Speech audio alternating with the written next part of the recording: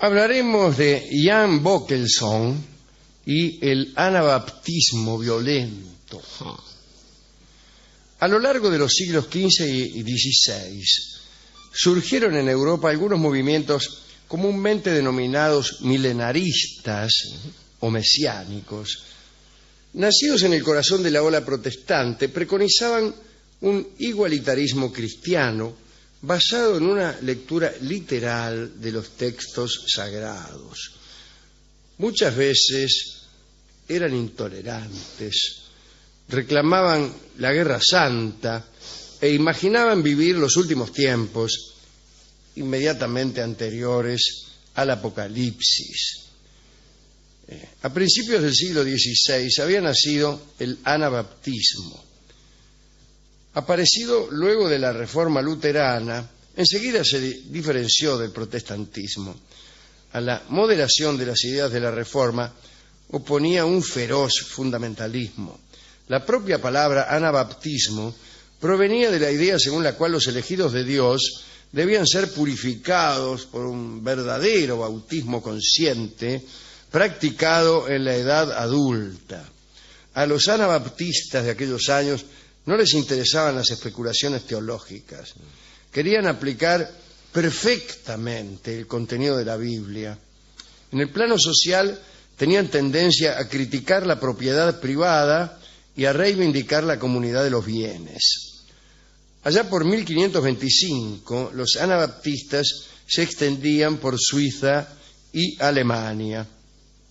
En esa época se trataba todavía de un movimiento pacífico de campesinos, pero con los horrores de la famosa guerra de los desarrapados, todo cambió. Para oponerse a la instauración de nuevas tasas de impuestos, se había gestado en Alemania una guerra campesina contra los señores feudales y murieron 100.000 trabajadores de la tierra, entre ellos Thomas Müntzer, que estaba al frente de la Liga de los Elegidos y que era para los campesinos un salvador providencial. Bueno, la magnitud de las matanzas desembocó en una situación inesperada. Mientras la mayoría de los anabaptistas permanecieron fieles al pacifismo, un cisma nació bajo la influencia del líder Hans Hut. Su tesis era simple. Para él, la represión de 1525 debía ser respondida. Hans Hut y todos los seguidores de Thomas Müntzer fueron asesinados y de esta forma los anabaptistas se armaron. Perseguidos por todos los flancos, decidieron refugiarse en la ciudad de Münster, más tarde bautizada Nueva Jerusalén. Un nuevo líder fue Jan Matthys, quien pensaba que el papel de los anabaptistas consistía en limpiar de la tierra a todos los descreídos. Y uno de los hombres de confianza de Matthys era Jan Bockelson, del cual vamos a hablar ahora. En 1534 tenía 25 años y desde su llegada a Münster, Bockelson empleaba una técnica de persuasión típica de la época: el ataque de histeria. El tipo recorría las calles gritando como un loco, cosa que producía en las mujeres resultados inesperados. Tenían visiones apocalípticas en plena calle, se arrojaban al suelo, digo las mujeres que lo veían, ¿no? Y se retorcían babeando. Muchos luteranos ricos y asustados, ¿no?, se marchaban de la ciudad clandestinamente y los católicos los seguían. En poco tiempo la ciudad se purificó, digamos, al decir de ellos, ¿no? Sí. El resultado nos hizo esperar.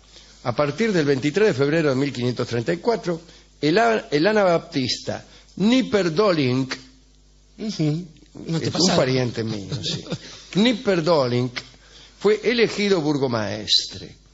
El golpe estaba consumado y así empezaba un conflicto terrible. Todas las ciudades que rodeaban Münster no reconocieron el poder anabaptista. Entre otras cosas, en Münster nadie la pasaba bien. La catedral había sido saqueada, los libros quemados, se habían instaurado refectorios y almacenes donde cada habitante debía entregar sus bienes. En pocos meses los lugareños estaban sometidos a una dictadura absoluta. Cuando Mathis, el líder, murió, Bockelson se convirtió en el jefe de los anabaptistas. Su primer acto político fue revelador. Atravesó la ciudad corriendo completamente desnudo y enmudeció 3 días. Después de aquel tiempo de meditación, anunció que como el gobierno de Münster no era de origen divino, recordemos, el gobierno lo ejercía Knipperdolling, debía ser abolido. Entonces el burgomaestre y el consejo municipal incluso fueron relevados de sus funciones y Bockelson, junto a 12 ancianos, asumió el poder. Al principio se adoptó un severo puritanismo. Era castigado con la muerte, el adulterio, la fornicación, la insolencia de los hijos hacia los padres, la maledicencia y la pendencia. Increíblemente, una semana después de haber dictado sus leyes, Jan Bockelson decretó la poligamia. Para justificar este cambio, explicó a la población de Münster que los patriarcas de Israel tenían varias mujeres.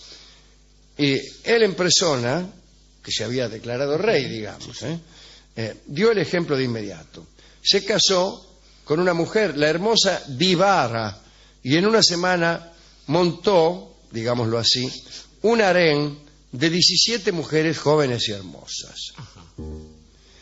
Todos los hombres lo imitaban.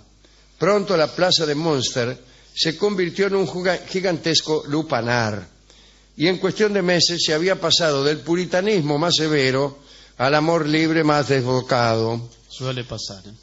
Sí. Mientras tanto, Bockelson se ocupaba de fortificar las defensas. Nadie se atrevía a asediar la ciudad, mitad por miedo a los soldados anabaptistas, mitad por los problemas económicos que asediaban la región. La guerra de los campesinos había hecho desastres. Muy tranquilo, Bockelson se dedicó a otros asuntos. En septiembre de 1534, un orfebre llamado Dusenschur tuvo una visión. El Padre Celeste le había revelado que el maestro de Münster, Jan Bockelson, no era otro que el Mesías. Hay que decir que Bockelson aceptó el título sin hacerse rogar y para celebrar cambió el nombre a todas las calles de la ciudad e incluso a los días de la semana, poniéndose nombres, el nombre de él, de sus amigos, etc. ¿no? Los domingos y días de fiesta fueron abolidos y a pesar de que el dinero ya no representaba ningún papel, se acuñó moneda para la ocasión. Jan Bockelson empezó a vestir ropajes suntuosos y Divara, su esposa principal, fue proclamada reina. De un año para el otro, Münster, un pueblito de la vieja Prusia, con 10.000 habitantes, estaba gobernado por un rey mesías, anabaptista y polígamo. En la plaza del mercado se había erigido un trono de oro. Sin embargo, el pueblo de Münster jamás había sufrido tanto. Todas sus riquezas se iban en banquetes suntuosos y locuras del rey. Un día proclamó que sus súbditos tenían demasiados vestidos.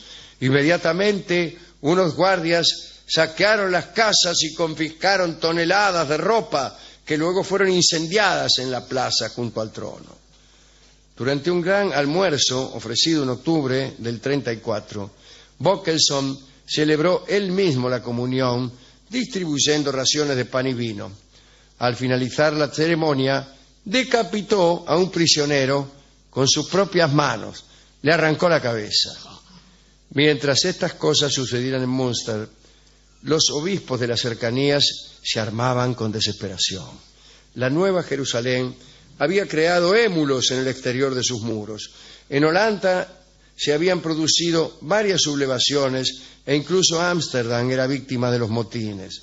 En el mes de diciembre, los estados de Alto y Bajo Rin se aliaron en Coblenza y decidieron participar en el sitio de Münster. En abril de 1535, todos los estados del imperio reunidos en Worms entraron en batalla. Münster quedó aislada del mundo. Los asaltantes no tenían intención de atacar. Habían decidido que la ciudad muriera de hambre. En poco tiempo no quedaba nada. Los ciudadanos del reino mesiánico, embrutecidos, se comieron los perros, los gatos, las ratas, luego la hierba. Bueno, hubieran comido la hierba primero y las plantas, a continuación la cal de las paredes y por último los cadáveres. Bockelson siguió haciendo de las suyas. Un día invitó a toda la población moribunda a 3 días de fiesta y juegos deportivos. Dicen que los atletas morían en las carreras y que los duelistas no podían sostener la lanza. Bueno, un acontecimiento inesperado cambió los planes de los sitiadores. La noche del 24 de junio, 2 habitantes lograron escapar y les indicaron a los asaltantes los puntos débiles de la defensa. El ejército lanzó de inmediato un ataque sorpresa. Tras algunas horas de lucha, los 200 o 300 últimos combatientes de Jan Bockelson se rindieron. Fueron ejecutados sin compasión. Luego, la eliminación de los anabaptistas fue metódica. Se llevó a cabo casa por casa y nadie escapó. Incluso la reina de Ibarra fue decapitada. A Jan Bockelson lo mantuvieron con vida. Estuvo atado durante varios meses dentro de una jaula en la plaza donde estaba su trono de oro. En enero de 1536, no puede ser, sí, puede ser, lo trasladaron en compañía de algunos supervivientes fuera de los muros de la ciudad, lo torturaron hasta la muerte, etc. La ciudad de Münster volvió a ser católica y quienes la visitan hoy pueden ver las 3 jaulas colgadas en el campanario. Allí es donde habían expuesto los cadáveres de Bockelson y sus amigos. Bueno, el anabaptismo violento desapareció con ellos, pero el anabaptismo original, pacifista y puritano se perpetuó y ejerció gran influencia en los cuáqueros. Eso es todo lo que tengo que decir sobre estos desagradables sucesos, querido Jorge. Estaba pensando, Alejandro, que justamente mientras estas cosas pasaban, mientras estaba Bockelson ahí agonizando, empezaba nuestra historia. En 1536 es la primera fundación de Buenos Aires. Exactamente. Hubo escenas parecidas y no por escenas culpa parecidas, de nadie, ¿no? sí, justamente durante aquella primera fundación. Y son tan impresionantes. Y también fueron ejecutadas personas por haberse comido cadáveres. Son tan impresionantes esas escenas, las que narra Ulrico Schmidl, como las que cuentan la tragedia de Münster. Pero estaba pensando que hay otro curioso antecedente de anabaptismo aquí en América y que le corresponde a los pueblos aborígenes que reclamaban, según cuenta Bernardo de Sahagún, que reclamaban un nuevo bautismo los indígenas que en su momento habían recibido el sacramento simplemente por obligación, por presión. Una vez que entendían la fe del Cristo, ellos mismos reclamaban ser bautizados de vuelta, lo cual demuestra que nuestros aborígenes entendían el cristianismo bastante mejor que algunos de los obispos. Sí, durante algún tiempo también se acostumbraba a recibir el bautismo, recuerdo al emperador Constantino, un momento antes de morir. Para morir limpio de pecado.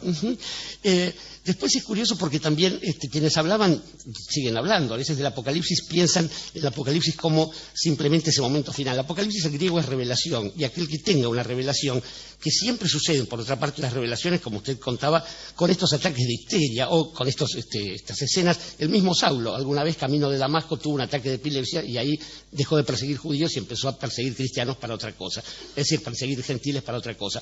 Pero en realidad todo esto, lo curioso de todo esto es esta especie de vocación solipsista, narcisista que tienen los tipos que asumen su lugar de elegidos o mesiánicos. Y en realidad para ser un buen narcisista, un buen egoísta, lo mejor es ser rey. Estaba pensando en un ocasional visitante de este programa como Luis XIV, de que no estaba leyendo que una vez que se malquistó con una amante que era medio caprichosa, hizo hacer un molde de sus pechos y después le pidió a sus artesanos que con ese molde hicieran unas copas, que son las copas que hoy en día usamos para tomar champán todavía. Así es. Ese es un egoísta que comparte, por lo menos, a que no la esposa algún trago.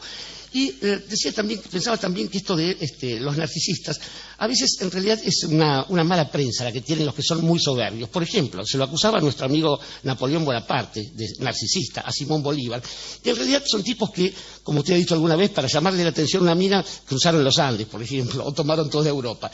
Digo, difícilmente puede caerles el ensayo de egoístas baratos, porque en realidad lo que tiene más prensa, querido Alejandro, es lo contrario del egoísmo. Se ha hecho una especie de costumbre en Occidente Occidente, promocionar a aquellos que tienen tal grado de desprendimiento que se convierten en el ejemplo a seguir. San Francisco de Asís quizás es el ejemplo más recurrente, hecho en películas un poco melosas, donde el tipo se desprende no de sus bienes, y esto siempre me llamó la atención, sino de los bienes del padre, que por supuesto andaba como loco corriéndolo por ahí. Y en general, el desprendimiento de tantas cosas no hace sino consagrar una forma de egoísmo, que es aquel pecado básico de querer ser incluso más generoso que el mismo Cristo. Y digo que en ese sentido quizás hay una prueba para detectar la diferencia entre un egoísta y un gran hombre, digo, como estos próceres que yo nombraba. Y es que esos hombres, a la hora de cometer de recibir honores y qué sé yo, están adelante, están primeros en la fila, pero a la hora de hacer un sacrificio cuando la patria lo demanda, son ellos también los que dicen primero yo. Y Primero yo es el tango que va a cantar ahora mismo Edmundo Rivero.